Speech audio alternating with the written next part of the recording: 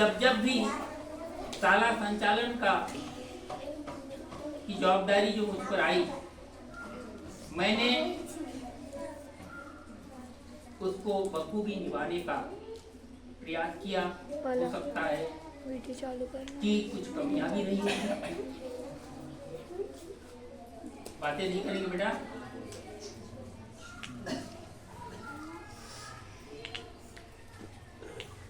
शाला संचालन के लिए हमें सिर्फ हेडमास्टर का चार्ज लेने से नहीं होता है। मेसराम जी बहुत जगह गए, कई जगह प्रहार में रहे हैं, लेकिन जो जिम्मेदारियां होती है, जिसके कंधे पर बोझ होता है उसे ही पता होता है कि मुझ पर कितना बोझ है। बाकी मुझे बोझ कभी लगा ही नहीं, मैंने बोझ समझ के काम ही नहीं किया। हो सकता है कि कभी कुछ कमियों के कारण हम अपने कर्तव्य को करने में समर्थ नहीं हुए, वो एक अलग बात है। कहते हैं सरदम सूखा, एक ठेठ कहावत बोल रहा हूं मैं, सरदम सूखा जिसका सरदार गांडू उसका लश्कर भूखा। हर परिस्थिति में, चाहे स्कूल का हेड हो या कोई भी क्षेत्र का जो उनका सरदार हो, मुखिया हो, उसने अपने आप को स्टंट करना चाहिए। हर समस्या से का सामना करने का साहस होना चाहिए। हमारे पीछे भी बहुत सारी तकलीफें आई, लेकिन उनको हमने कभी ध्यान नहीं दिया। हमने ये ध्यान दिया कि हमें करना क्या है। बहुत सारी दिक्कतों का सामना करना पड़ता है। बाकी जब से मेरे छोटे भाई जितेंद्र सर आए, वाकई में लक्ष्मण की तरह मेरा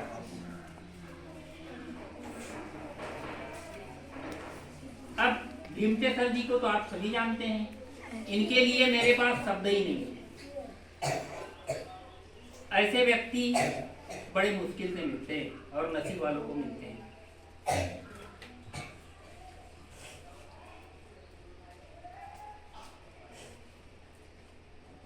मैं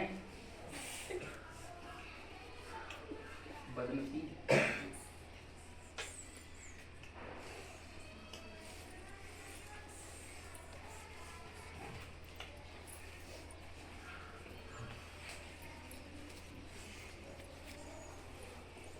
जो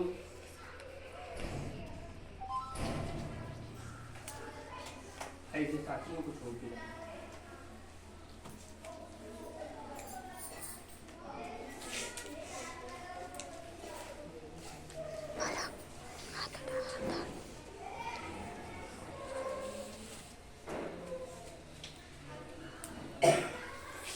फिर भी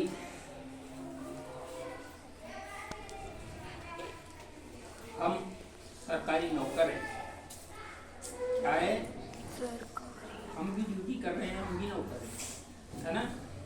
आपके लिए आपके सर हो सकते हैं, हेडमास्टर हो सकते हैं, लेकिन सरकार के क्या है, हम इस संसार में हर कोई नौकर है? कोई किसी का काम करता है, कोई किसी का काम करता है। अपने को अपनी ड्यूटी करना है। आपकी ड्यूटी क्या है? पढ़ाई करना, है ना। और पढ़ाई करते हुए अपने लक्ष्य को प्राप्त करना। भाई मेसराम जी के साथ के हमारे 26 साल के अनुभव है। हम एक ही दिन, एक ही समय इस शाला में ज्वाइनिंग लिए थे। उस समय स्कूल की हालत ये थी कि सिर्फ 68 बच्चे थे, जिसकी वजह से हेडमास्टर का पद और जो लेक्चरर होते थे करी। कौन से शिक्षक कहलाते हैं सर अभी वो? उच्च श्रेणी शिक्षक। पद खत्म हो गए क्योंकि स्ट्रेंथ नहीं थी। 100 के ऊपर एक हेडमास्टर होता था और लगभग 98 मुझे याद है 2001 में शायद, है ना, फुल फ्लेज एचएम नहीं थे, डायरेक्टर उच्च श्रेणी शिक्षक में थे, तो वो पोस्ट क्या हो गई, निरस्त हो गई। इसीलिए डायरेक्टर को यहां से जाना पड़ा। उस दिन 2001 में मुझे साला की जिम्मेदारी मिली। मैं भी नया था, लेकिन मेरे साथी आपके जो वर्तमान हेडमास्टर है, प्रधान पाठक है, मेसराम जी और जयतवार सर, हम लोगों ने मिलकर इस स्कूल को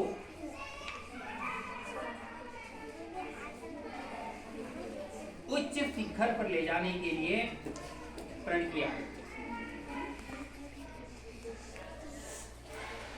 और दूसरे ही साल हमारे साला की स्ट्रेंथ 100 के पार हो गई। प्राइवेट स्कूल के टीचर के समान हम घर घर जाकर के निवेदन करते थे पालकों से, पेरेंट्स से कि आप हमारे स्कूल में पढ़ाइए, हम अच्छा पढ़ाएंगे, हम बहुत अच्छी मेहनत करेंगे। कुछ लोगों ने मना कर दिया, कुछ लोग आए। धीरे धीरे धीरे धीरे अब हमारे साथी को भी जाना पड़ा और जयपाल सर भी चले गए। लेकिन हमारे छोटे भाई आ गए और जिनसे मैंने वायदा किया था कि सर आप सिर्फ 1 साल का टाइम दीजिए, मैं आपको इसी स्कूल में आपकी दोनों पोस्ट सैंक्शन कराऊंगा। पोस्ट सैंक्शन कराने की औकात नहीं मेरी, बच्चे की दर्ज संख्या के आधार पर पोस्ट आती है, ठीक है। आज अगर यहाँ पर दर्ज संख्या ज्यादा होती तो मैं जाता क्या? नहीं जाता। क्यों गया? दर्ज संख्या कम हुई और इस स्कूल का सबसे सीनियर टीचर था, इसीलिए मुझे जाना पड़ा। क्योंकि जो नियम है सरकार के, उस नियम के तहत मुझे जाना पड़ा। तो हमारे बड़े सर डायरे सर भी आए, यहाँ पर हेडमास्टर बनकर आए। उच्च श्रेणी शिक्षक की भी पोस्ट आई तो BR डायरे सर भी आ गए यहाँ पर, अत्री वाले। काश मैं ये छोड़ देता कि मुझे क्या लेना देना है यार, मैं तो हेडमास्टर हूँ, मैं तो चाहूंगा कि 100 के नीचे ही रहे। लेकिन कोशिश इतनी किया कि 200 के पार इस स्कूल की स्ट्रेंथ को लेकर गया, जबकि 9-9, 8-8 प्राइवेट स्कूल के लिए यहाँ से बच्चे जाते हैं। 2 प्राइवेट स्कूल थी यहाँ पर, लगभग 350 से 450 दोनों स्कूलों की संख्या थी। हमने इतना अथक प्रयास किया कि उन स्कूलों को इधर बैठना बंद होना पड़ा।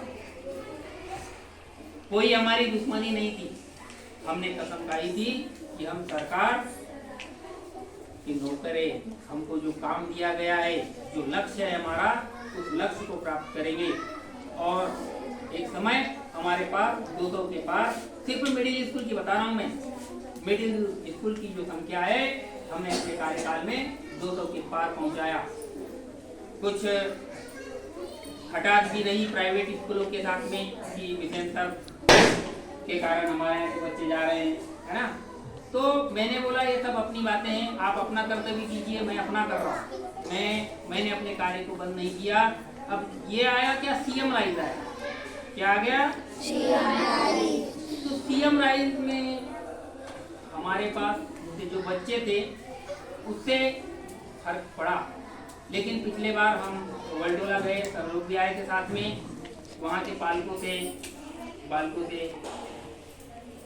हमने संपर्क किया और लगभग ग्रीष्मकालीन अवकाश में हम पालकों के नेटवर्क में रहे और हमारे पास लगभग बच्चे वहाँ के कोवलटोला के यहाँ खुर्सीपार स्कूल में एडमिशन लिए और खुर्सीपार के तो रहे। शुरुआत में जब सीएम राइस खुली थी तब यहाँ के कुछ बच्चे गए थे, तो नाम पर मत जाइए, आप नाम पर मत जाइए कि सीएम राइस है, पीएम 3 है। आप स्कूल की क्वालिटी, वहाँ के शिक्षक शिक्षिकाओं के टीचिंग पर जाइए, डिसिप्लिन पर जाइए। बिना अनुशासन के आप तरक्की नहीं कर सकते। मैं खैरलानी में तो हूँ, लेकिन आपसे वायदा करके गया हूँ। यहाँ से क्या बोला था मैं कि मैं कहीं नहीं जाऊँगा, बोला था मैं आप ही के पास रहूँगा, मैं आप ही के साथ हूँ, आप ही के पास हूँ। जब भी जरूरत पड़े मैं इस स्कूल को 1 से 1.5 घंटा दे सकता हूँ। आप लोगों को बिल्कुल पढ़ाई को लेकर के आप निश्चिंत रहिए, सारे पीरियड होंगे, पढ़ाई बराबर होगी, है ना। और अपने जो छोटे या बड़े भाई बहन हैं जो अन्यत्र जा रहे हैं पढ़ने के लिए, उनसे कहिएगा कि आप हमारे स्कूल में आइए। हाँ, हमारे स्कूल का टीचर स्टाफ बहुत अच्छा है, अच्छी पढ़ाई होती है। तो मेरा बहुत समय हो गया, बोल दिया मैंने। बस इस विदाई को भूल जाइए, न मैं विदाई लूंगा न विदा हूँ। थोड़ा जिद्दी हूँ मैं, पढ़ाते कुछ ऐसे पढ़ाते कि इंसान जिसमें गिर जाता है। मैं अंत में अपनी वाणी को विराम देने से पहले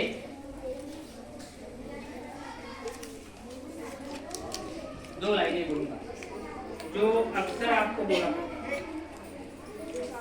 ठीक है, बोलूंगा, याद आ जाएगा। ऐसा कुछ कर जाओ जमाने में, ऐसा कुछ कर जाओ जमाने में कि सदियां लगे भुलाने में। मैं चाहता हूं कि आप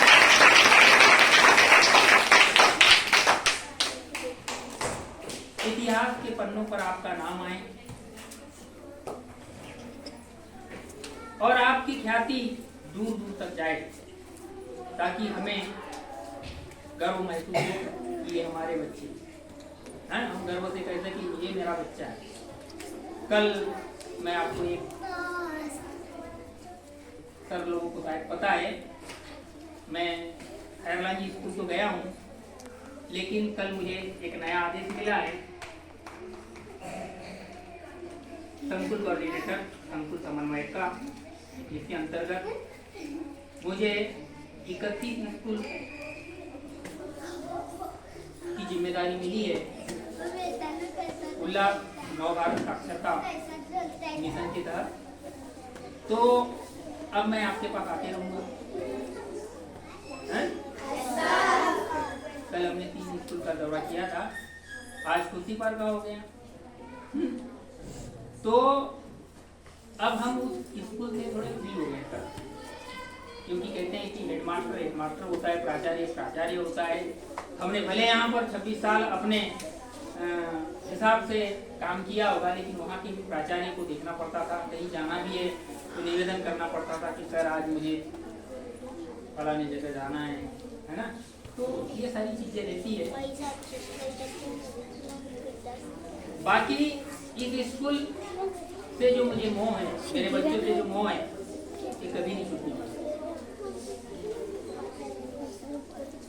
अब जो मैंने जो ज्वाइनिंग लिया है वहाँ पर, मैंने सोचा कि मेरा वो अंतिम स्कूल हो और 2027 तक का जो मिशन है, इस बीच में आप लोगों को मैं जैसे भी हूँ सेवा देता रहूँ।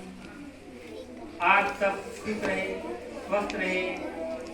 पुनः मैं अपने साला परिवार के सभी साथियों को, मैम आप सभी लोगों को, और एमडीएम संचालन कर रहे दोनों शक्ति स्व सहायता समूह और रचना स्व सहायता समूह से मैम आप लोग जैसा शुरू से चलता आ रहा है अपने स्कूल को ध्यान में रखते हुए, है ना, अपने बच्चों का विशेष ध्यान रखें और शिकायत का मौका न आने दें, क्योंकि ये बच्चे हैं, है ना, ये बच्चे हैं। और आपसे भी निवेदन है, किसी प्रकार का कोई आपको कोई प्रॉब्लम है, ठीक है, घर में नहीं बताएंगे। किसको बताएंगे? सबसे पहले टीचर्स है, आपके हेडमास्टर है, टीचर है, मैम लोग है ना। जो भी समस्याएं आती है आप सर लोगों को बताएंगे, घर में नहीं। हमने देखा कि एक दो बच्चे सीधे शिकायत घर में करते हैं, वो अच्छी बात है। यहाँ सर लोग आपके लिए पढ़ाने ही नहीं बैठे, आपकी समस्याओं का समाधान करने लिए। एक टीचर को सर्वांगीण विकास करने का जिम्मा होता है, जवाबदारी होती है। तो मेरी बात याद रहेगी, ध्यान रखेंगे, खूब पढ़ाई करना है, हाँ?